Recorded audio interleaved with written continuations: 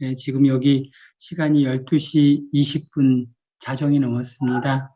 하여튼 그래도 말짱하죠? 그죠? 제가 그러면 이렇게 파워포인트를 열게요. 그래서 간단하게 제 소개를 하면 저는 지금 여기 메해리 의과대학 가정의학과 교수로 있고요. 예, 그리고 그 보건의료대학에서도 지금 대학원생들을 가리키고 있습니다. 그리고 한국에서 커뮤니티 매핑 센터는 이제 비영리 사단법인이고요. 제가 2013년에 설립을 했습니다. 그래서 한국에 자주 왔다 갔다 하는데 지금 코로나 바이러스 때문에 가질 못하고 있고요. 네. 저 그러면 이제 파워포인트를 제가 그 공유를 할게요. share screen. 화면이 보이시나요? 예. 제목은 시민 참여형 미세먼지 저감 커뮤니티 매핑이고요.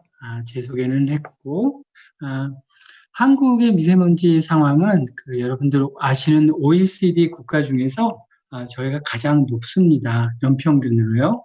연평균 25.1이라고 하는데 이게 평균이 이런 거지 사실은 굉장히 미세먼지, 초미세먼지가 낮을 때는 막 나쁠 때는 100도 넘어가잖아요.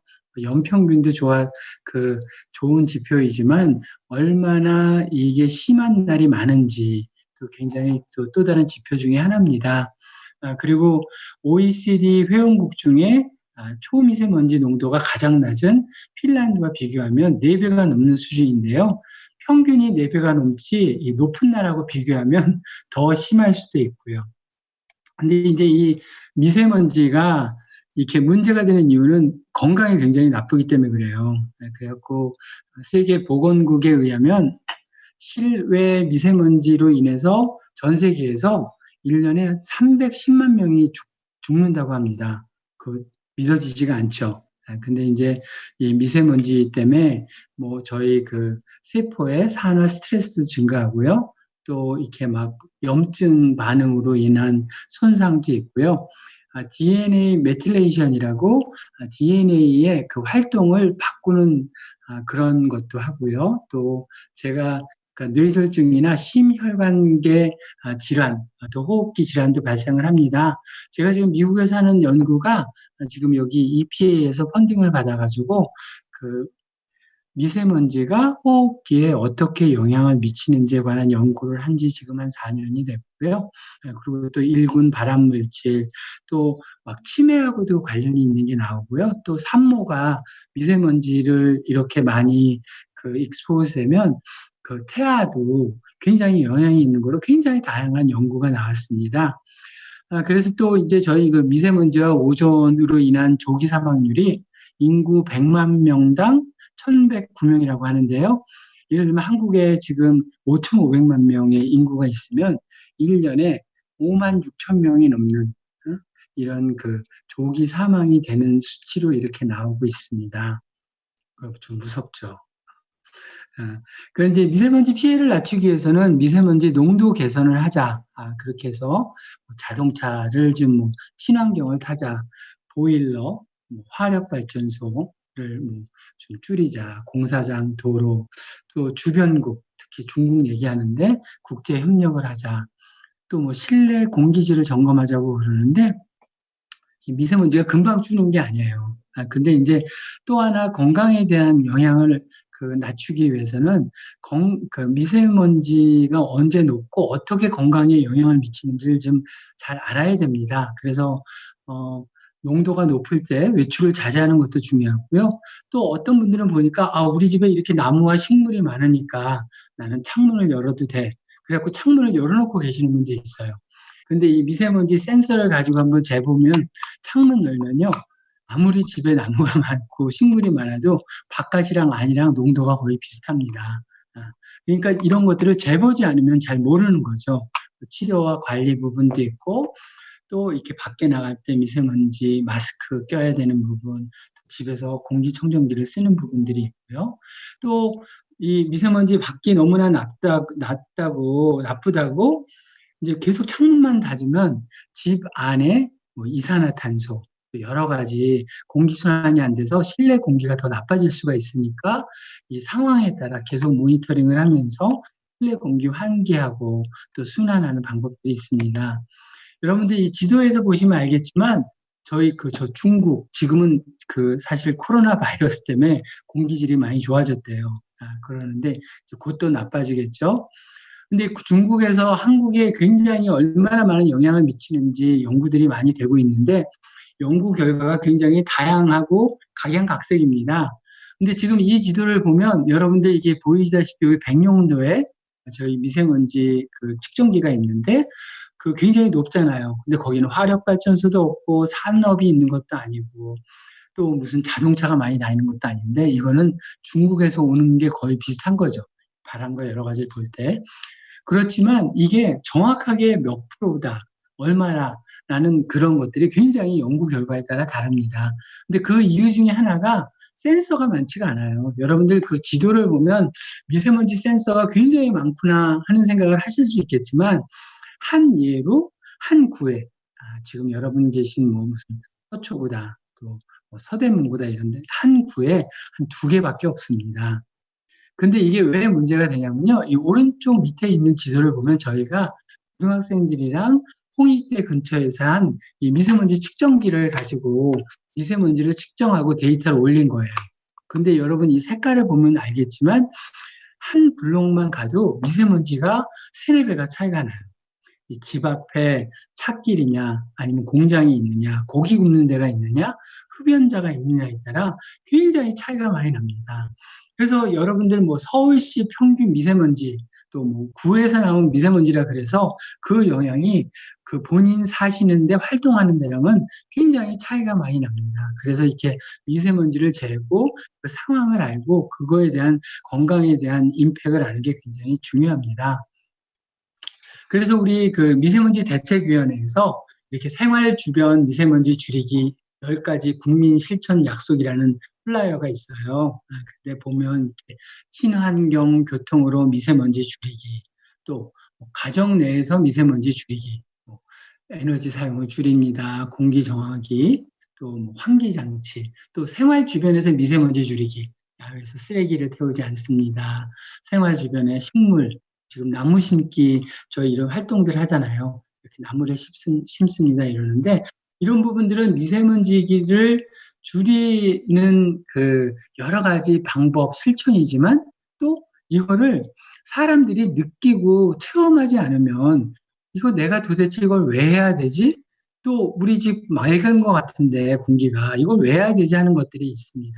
그리고 또 맑게 느껴지니까 이 집안의 공기 또 마스크를 쓰고 이거 관리할 필요를 잘 못 느낄 때가 많죠.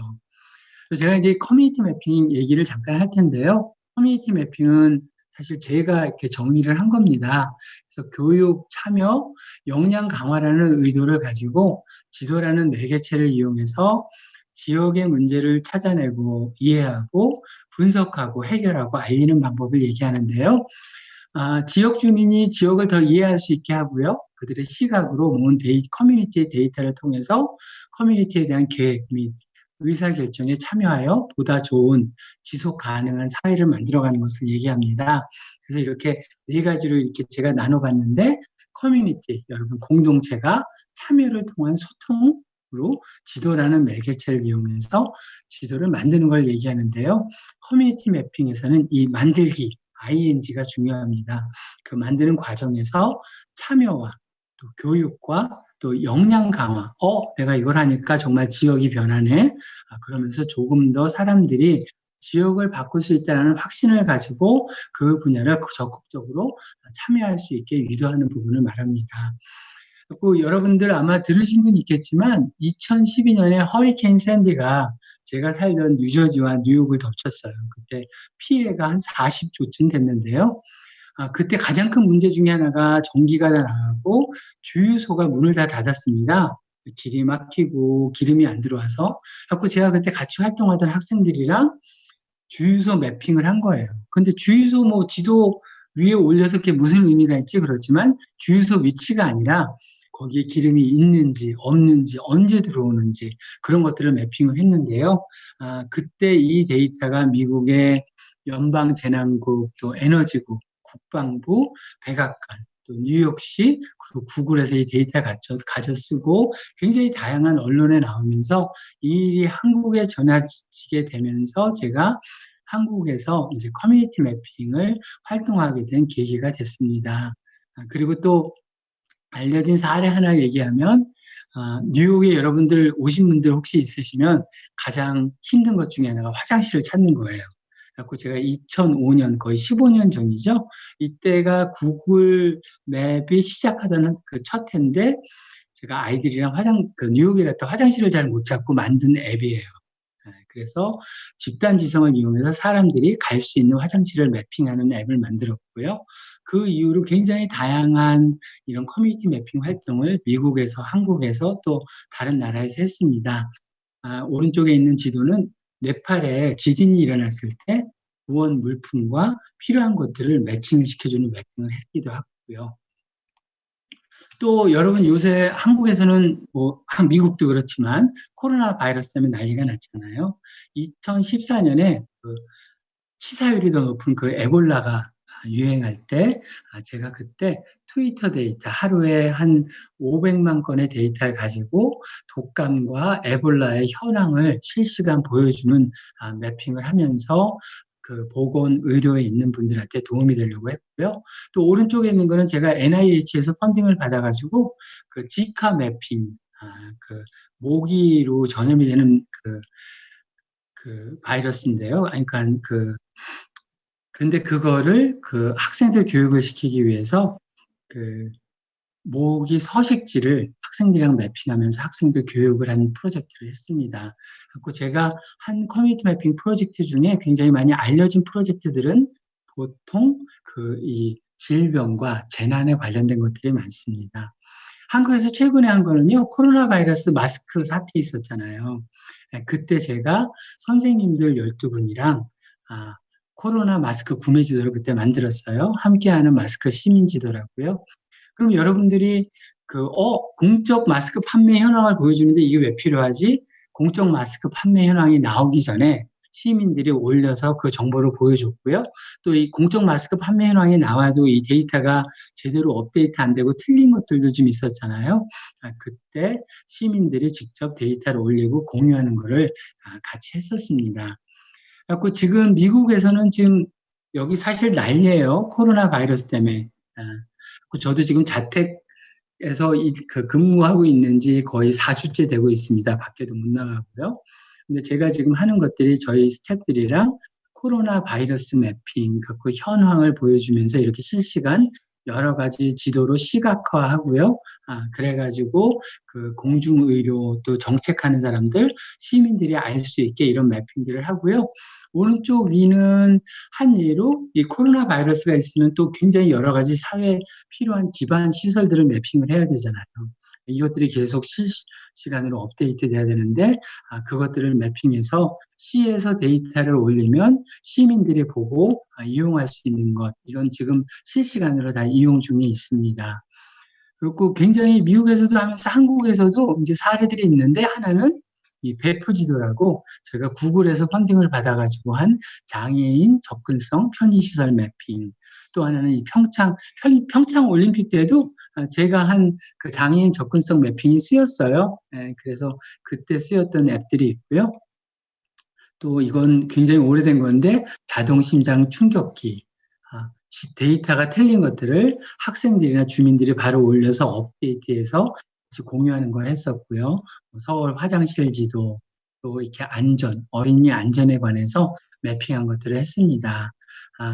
우리 이렇게 경기도 미세먼지 커뮤니티 매핑을 이렇게 했는데요. 경기도 자원봉사센터와 한국자원봉사문화, 그리고 저희 센터와 같이 했습니다. 근데 지금 여기 화면에 보이는 것들이 저희가 만든 미세먼지 센서인데요. 이런 것들과 몇 억짜리 되는 거랑 얼마나 이게 차이가 제대로 정확하게 나올까 그랬는데, 저희가 이 분석을 했는데, 이게 지금 저희가 인공지능하고 머신러닝을 통해서 여러 가지 모델을 만들었는데, 결과가 거의 비슷하게 나옵니다. 그래서 여러분들이 이 높낮이나 분포도를 보여줄 때는 거의 문제가 없고요. 이렇게 경기도에서 그 6개 시에서 저희가 그 자원봉사자들이랑 같이 이렇게 매핑을 해서요. 결과들이 이렇게 나왔습니다.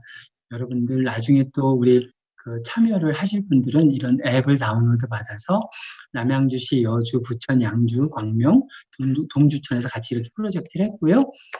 지도 위에서 언제든지 보고 그 패턴을 볼 수 있습니다. 그 결과를 하나 보여드리면요. 예를 들면, 여기 그 주거시설, 취약계층 이용시설, 실외와 실내가 나오잖아요. 이 말은 뭐냐면요. 실외는 미세먼지가 높은데 실내는 어떻게 해요? 낮으니까 이렇게 공기청정기를 쓴다든지 관리를 잘 하고 있는 겁니다. 근데 학교를 보니까요. 실내, 실외가 거의 비슷해요. 그렇죠? 이 부분은 학교에서는 지금 공기에 관한 그 미세먼지에 대한 관리가 제대로 안 되는 거를 보여주고 있는데 사실은 아직 이 숫자가 많지가 않아요. 그래갖고 이게 저럴 수도 있겠구나 하는 거지 통계적으로 아주 큰 의미 있는 숫자가 나온 건 아닙니다. 한 예로 여기 아파트 연립주택도 그렇고요. 아파트는 실내 실외가 차이가 많이 나요. 그 공기청정기나 그런 관리를 더 잘하는 거고요. 연립주택이나 다가구는 그거보다 좀 덜합니다. 또 오른쪽에 초등학교, 중학교 봐도 그렇고요. 중학교, 고등학교는 실내랑 실외가 차이가 좀 많이 나는데 초등학교는 차이가 많이 안 나요. 근데 그 이유를 찾아야 되고 또 조금 더 연구를 해봐야 되는데 이런 걸 함으로써 어디서 어떻게 개선을 할 수 있구나 하는 것들을 찾아낼 수가 있죠.